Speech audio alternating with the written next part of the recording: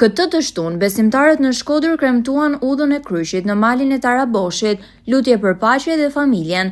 Përmes 14 ndalesave, besimtarët katolik të Shkodrës kanë kremtuar udhën e kryqit në malin e Taraboshit, duke përkujtuar vuajtjet dhe mundimet e Jezu Krishtit që nga momenti i dënimit dhe deri tek kryqëzimi. Në mesazhin e tij, Arkiepeskop Giovanni Peragina u ndal tek familja shqiptare dhe tek rinia e pashpresë që po largohet, duke e lënë pas prindërit.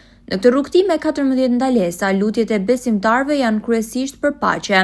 Kjo lutje vjen para pashkëve dhe katolikëve që i përkasin fundjavës së ardhshme. Udha e kryqit i paraprin javës së bardhë të Pashkës katolike.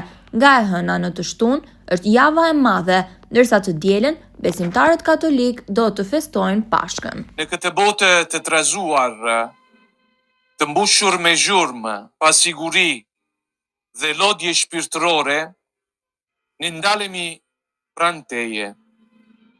Shumë familje sot përmbalen me sfida të thella ekonomike, me mungesë dialogu dhe plagë të fshehta që nuk duken, por ndihen thellë në zemër.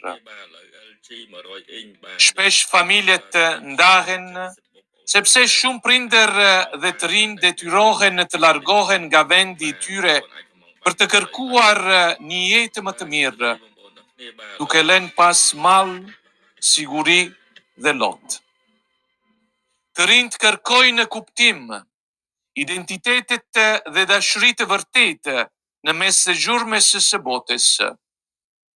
Shpesh ndihen të vetmuar, të pashpresë dhe të gjykuar nga shoqëria për zgjedhje që shpesh kuptohen padrejtësisht.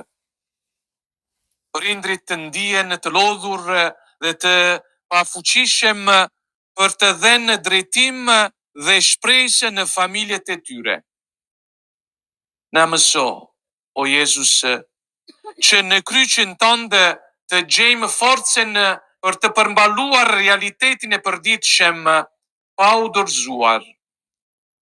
Na jep guxim të ecim drejt teje me zemër të hapur, të pranojmë sfidat e jetës dhe të gjejmë shpresë të re.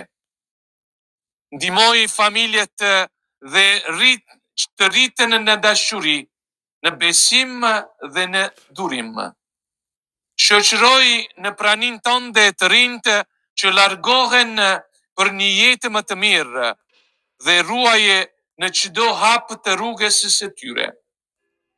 Bëj që ata të kuptojnë se identiteti dhe shpresa e tyre mbetet të themeluar mbi dashurinë tënde.